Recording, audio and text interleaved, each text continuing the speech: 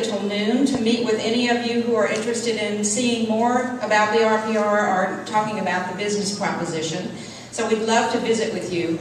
Also, as Jeff mentioned, we have this tax API, and this is really an important value that is kind of an ancillary offering of the RPR.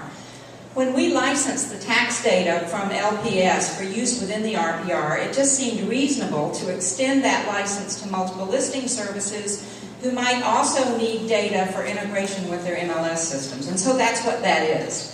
It's a free service. It's available in February. So if any of you on the MLS side are interested in finding out more information or getting detailed information about what's available in your particular market area, please stop by and see us or send an email to info@narrpr.com, and either Ron or I will get back to you with specific details.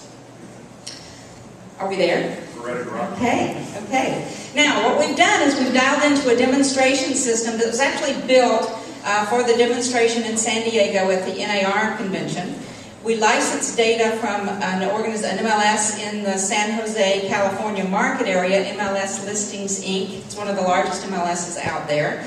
They were exceptional to work with, and they'll be one of our beta testers, so we're real excited to be able to show you not only real live RPR application, but real live MLS data integrated.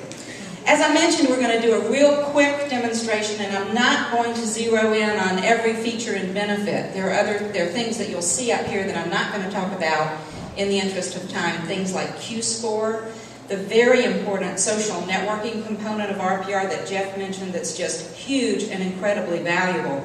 What I'm going to do is focus on the data and show you the data layers that Jeff mentioned. Try not to fall over and hurt myself. Oh yeah, that's a good idea. One of the things, Ron is going to pull up the tips. One of the things that we've incorporated into RPR that we think is really, really important is online contextual help. And on any page of the RPR, you can click the little button that he just clicked called Tips, and an overlay will appear on the screen that points to the different areas of functionality with links to a knowledge base and also to short videos that help you learn how to use those tools in your day-to-day business. We'll also, of course, have regular old-fashioned help by the telephone, email help, and chat. All of those will be available on the RPR. But let's go back to the data. And we're going to start with a quick search in a zip code in San Jose, 95123. And you'll see a lot of capabilities within the RPR that look similar to you because in many cases it sort of mirrors some of the functionality in an MLS system. Keep in mind, though, as we go through this, we're not searching MLS records, we're searching all property records because the RPR is the property-centric database, as Jeff mentioned. When you first do a search, you can search by neighborhood, zip code, subdivision, whatever criteria you'd like to search by. In this case, we searched by zip code, and you'll see that the first two listings that match those criteria have little stars under them because in a previous session, I had marked them as favorites. Maybe they're properties that I'm interested in, properties that I think might come up for sale, properties that I've shown. So by marking them as favorites, they'll always float to the top, and I'll have a quick preview of what's happening with that particular property. I can also click them to compare them, and then pull up a report that is a comparison report of 5 properties within the RPR that I have selected. So that's a really cool tool. That gives you all of these details right down to the map at the bottom that shows the placement of those properties. If we go back to the search results page, let's do the map. Do the map page. The first page, the summary page, shows you that you're matching properties in a list view. You have the option to look at those properties on a map. Mapping is very integral with the RPR, and you'll see lots of ways that the maps are included. What you see here actually is a version of mapping that will not be on the beta test version. We're implementing some new technology called Silverlight technology. Some of you may have heard of this. It's satellite imagery that zooms in and it just does all kinds of wonderful, cool things. This map view, though, provides the results of your search on a map. And the map gives you also incredible tools to be able to further refine and work on your properties. The first one is a set of map tools that let you draw a search area, center the radius search, and even create an optimized driving route. So so that if you're going to be showing properties, you can quickly and easily figure out the best route to get there. The next layer, the next tab is for map layers, and this is where we begin to integrate some of those data layers that Jeff mentioned. We've spent literally hundreds of thousands of dollars licensing data, and one of the places that we demonstrate the value of that is by overlaying it on maps.